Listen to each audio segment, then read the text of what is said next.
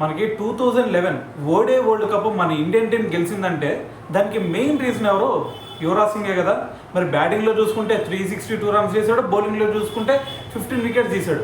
ఇలా ఆల్రౌండ్ షోతో అదరు కొట్టేసి మరి అతను ఒక పక్కన క్యాన్సర్తో బాధపడుతూ ఉన్నా సరే ఫస్ట్ నా ఇండియన్ టీం గెలవాలి, గెలిచి తీరాల్సిందే అని చెప్పేసి గ్రౌండ్లో రక్తం కక్కుతున్నా సరే మరి బ్యాటింగ్ చేశాడు. అయితే మరి దీని గురించే రీసెంట్గా గ్యారీ కిస్టన్ మాట్లాడాడు. సో అప్పుడు 2010 అప్పుడు అతను అంత మంచి ఫామ్లో లేడు.